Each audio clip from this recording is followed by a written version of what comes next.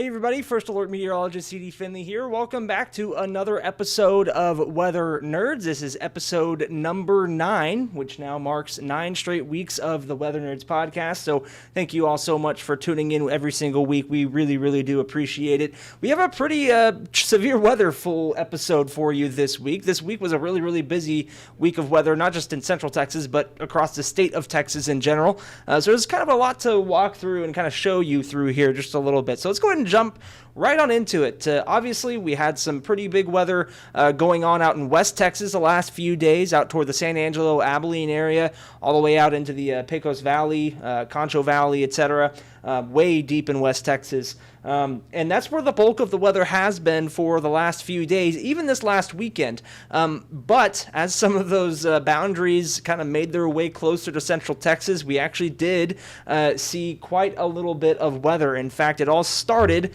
this past weekend, Easter weekend, with a tornado watch that was issued that evening, Saturday evening into early Sunday morning. Thankfully, nothing came to fruition here in Central Texas. But we did see at least one confirmed tornado that was just outside our area that evening. So that's kind of what I want to show you first here, is actually those tracks from that weekend here across the state of Texas. So let's go ahead and jump right on into it here. Let me actually make sure I pull the graphic up first before I jump to it, and otherwise I can't really show you.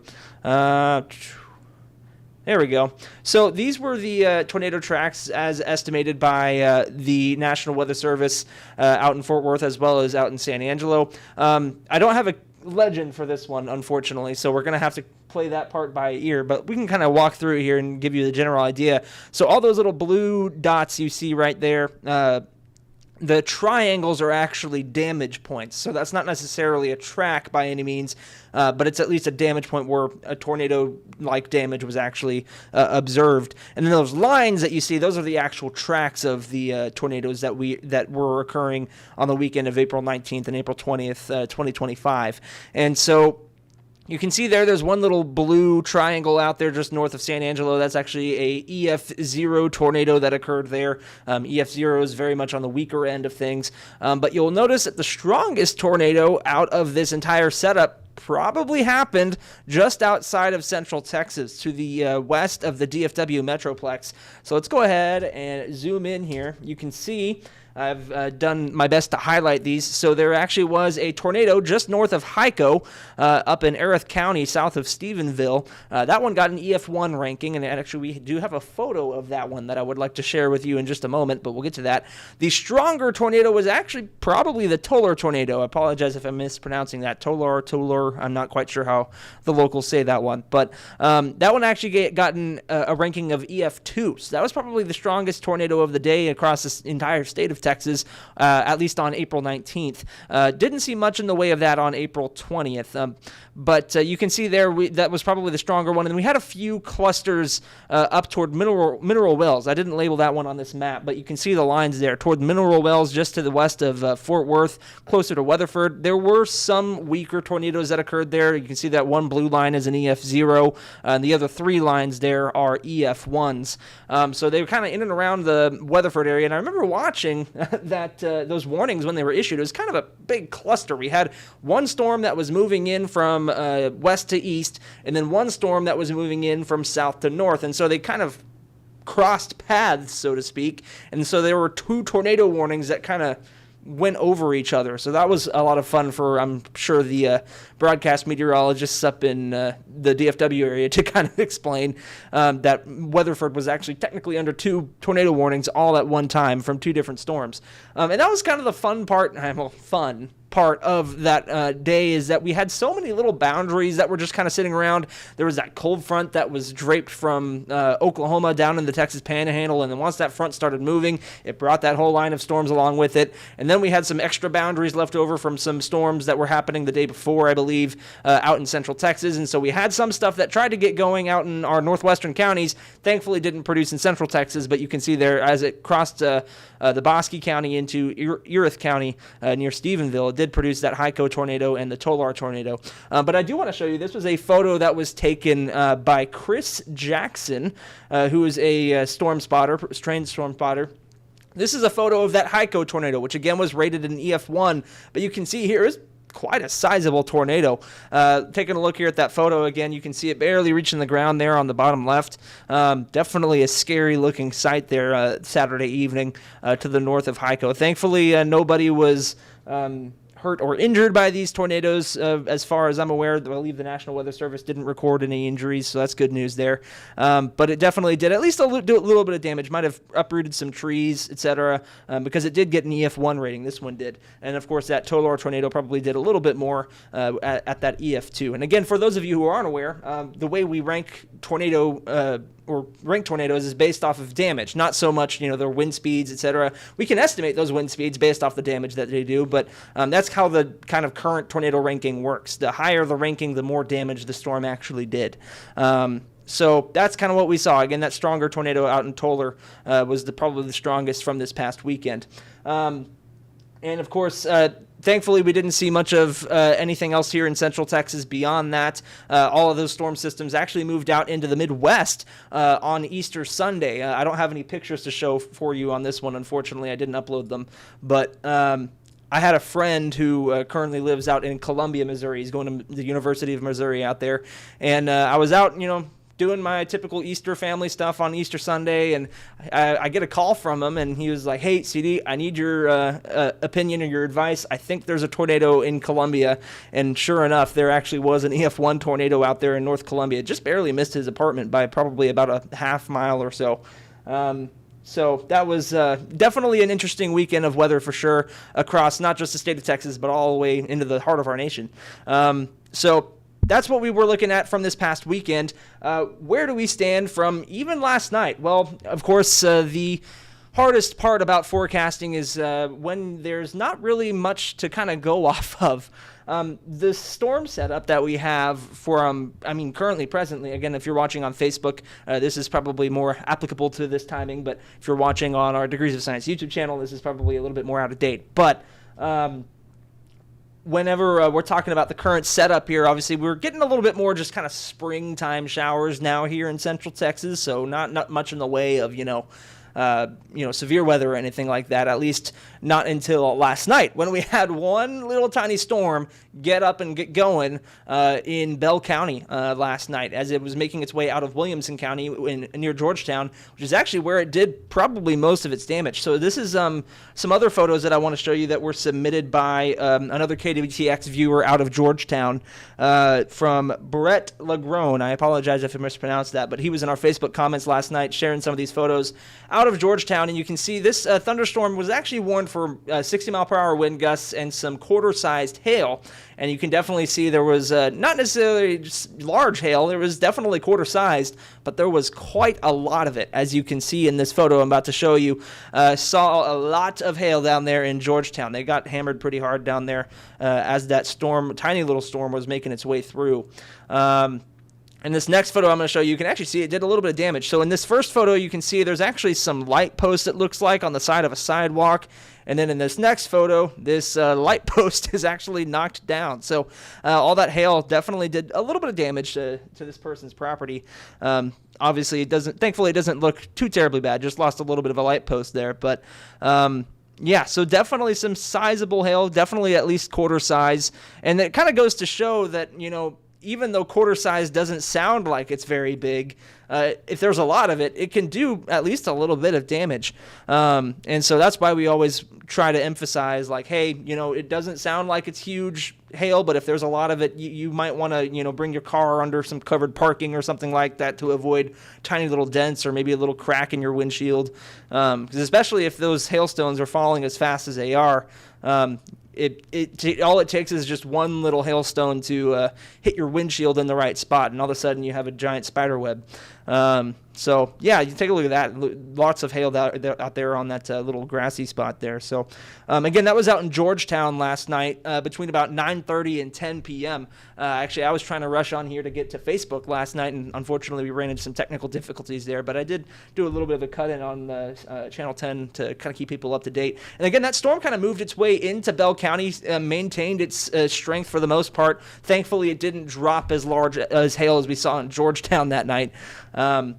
But that's really the most of what we'd seen so far in Central Texas in terms of, that severe type weather. But that just goes to show this forecast that we've been dealing with over the last few days has been an increasingly complicated one. And what I really kind of want to show you here is the overall weather pattern that we have right now, because it's one of those things where we don't really have anything in the way of strong forcing. There's not, a giant trough trying to push its way into the Great Plains. We actually have more so, kind of westerly flow in the upper atmosphere moving in from the Pacific. And so what that means is essentially, once we get, any of that Gulf moisture start to return, it really takes just kind of any leftover boundary to pop up a thunderstorm in a more isolated, scattered fashion as opposed to, widespread. And that's exactly what happened in Williamson and Bell counties last night. We had a little bit of a boundary there that just happened to shoot off one tiny little thunderstorm, and that's all it really had to get going. So you can see a lot of westerly flow in the upper air and the jet stream, not much of a trough going on, and that's exactly what we've seen. Now, we did see a little bit of rain overnight, and that's good news because we've definitely needed the rain. I haven't added up the totals to see where we're standing in terms of the April rainfall deficit, but you can kind of imagine we'd seen a little bit of it over an inch. I think we've, to be exact, about 1.04 inches so far in April. That's just off the top of my head from what I remember, but I think that's right. And you can see here from the storms that we saw overnight here into your Wednesday, at least saw about half an inch or so of rainfall. That's pretty good right there. So if you add that up, that's about 1.6 inches or so of official rainfall in Central Texas for the month of April, which puts us probably about another inch and a half below normal. So we've definitely gained some ground so far this week, which is really, really good. But still a little bit to go with about another week and a half or so left in April. Actually, probably more like a week.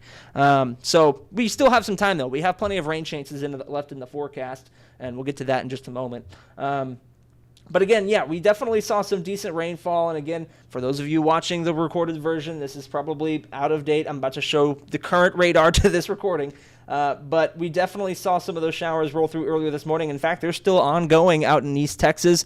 Thankfully, nothing severe right there, but definitely a lot of lightning and maybe some heavy rain in locally heavy spots. So, yeah, and that was kind of the thing we were struggling with, the part of the forecast last night, is whether or not, that line of storms out in West Texas was actually going to make its way all the way into our area. And thankfully it did bring some nice rain, as you saw. Nothing in the way of severe weather. It was just, around 3 or 4 this morning.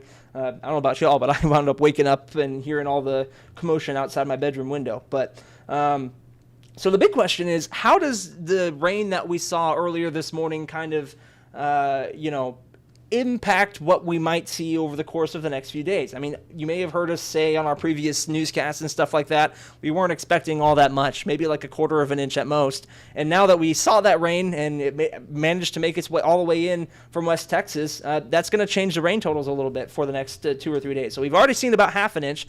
And as we take a look at the European model here, might see maybe another half inch on top of that. So Central Texas could be sitting pretty close to an extra inch of rainfall in total by the start of this weekend. So that's good news there. Got a little bit more extra anticipated rainfall than we were looking at, and that's not always a bad thing. We definitely needed that rain. So yeah, that's pretty much it in terms of the local and national weather headlines. Again, just kind of a busy, severe weather setup across especially West Texas and into North Texas and all the way into the Missouri area. What does the rest of the week look like? Well, again, this week's kind of forecast was kind of dependent on what happens on the previous day. Now that those storms have pushed all the way through, there's probably not going to be much in the way of boundaries kind of left over here in Central Texas. So odds are we may or may not see some scattered activity for your Wednesday heading into your Thursday. I'd say the better scattered activity chances are probably going to be Friday afternoon. That's likely when we're going to see the next, kind of line try to make its way in. But other than that, just some scattered chances. The better chances are likely going to arrive next week. So let's go ahead and go back here to this pattern that I was watching. on the jet stream. So obviously we have that, not really much in the way of a trough right now in Central Texas, which is why we're kind of just seeing more scattered chances as opposed to, real organized stuff. But as we move forward with the jet stream, you'll notice another trough tries to get going by the end of the weekend. So we'll have a little bit of an upper level ridge going into the end of the weekend, which should keep us dry for the most part Saturday and Sunday. But that the trough tries to, eject heading toward the middle of the next week, which means we could maybe see some stronger weather heading toward maybe the Tuesday, Wednesday time frame for Central Texas. That's probably what it looks like at most right now. But otherwise, it's looking like Monday's setup will probably stay well out of our area. But we're definitely on the uptick there. I mean, look at the 6 to 10 day precipitation outlook. Definitely some higher chances of above normal precipitation from April 28th to the end of the month and the start of May. So that's good news for our deficit. We could maybe make up a little bit more depending on, how much we see. We might get close to that average kind of point in terms of our rainfall. But it's going to take about another extra 1.5 inches or so between now and then to kind of make that up. So that's kind of what we're looking at. And because of that, we'll kind of wrap it up here with the 10-day. You can see kind of scattered chances Wednesday, Thursday, Friday. Next week, by the time we get to episode 10, by the way, the 10th episode is going to be a big one next week. Potential for strong storms around that time frame. So fingers crossed we get to have an episode 10. Hopefully we're not talking about severe weather and I'll have to, skip it by any means. But yeah, we're looking at that there heading into next week. And, of course, it's, more than a week away, so we still have some time to kind of flesh that part of the forecast out. But that's kind of what we got going on in terms of the forecast here on this 9th episode of Weather Nerds. What else do we got going on behind the scenes? I don't think I'm forgetting anything else before I start to move on. Well, first and foremost, before we get to all the behind-the-scenes stuff, want to show you this here real quick. Again, for those of you watching on Facebook Live, really appreciate you tuning in there. But it would also be really helpful if, not necessarily just watching on Facebook Live, but we also upload these to our Degrees of Science YouTube channel. So I kind of want to show you this here real quick. Of course, if you go to the Degrees of Science YouTube channel, you'll see all of our most recent Degrees of Science episodes, which we do have a more recent one uploaded by our Chief Meteorologist, Brady Taylor, on the measles outbreak. That'll be a good one to watch, so check that one out. That got uploaded yesterday. And of course, if you go to the videos, you'll be able to see all of our latest videos there, including our episodes of Weather Nerds. But if you want just Weather Nerds specific stuff, you can go to the podcast tab there, and we'll have them all lined out there in the Weather Nerds playlist. And you'll be able to see all of the previous episodes and check out what's been going on with the weather headlines here, not just in Central Texas, but most likely all across our nation, because we try to do our best to kind of expand our horizons in that sense on this episode, on this series. So, but yeah, that's kind of what we got going on behind the scenes. That episode of Degrees of Science, definitely check that out. Chief Meteorologist Brady Taylor does a really good job with all that kind of stuff. Otherwise, we're just kind of all on standby right now and watching the radar and making sure everything goes accordingly with the forecast over the course of the next week or so. I mean, it's late April, early May. It's the rainy season here in Central Texas. If you've been around here long enough, this is nothing new to you. So, that's kind of what we're tracking here. Again, thank you all so much for tuning in on this 9th episode of Weather Nerds. I really appreciate it. Hopefully we'll have some more interesting content coming up heading into that 10th episode. I don't have anything planned right now. I might have to come up with something special for that one. 10 episodes is pretty cool. So again, thank you all so much for tuning in. Really appreciate it. Hope to see you again next week for our 10th episode, whether it's here on Facebook Live or on the Weather Nerds podcast on the Degrees of Science YouTube channel. Again, thank you all so much for tuning in. Really appreciate it, and hope to see you next week.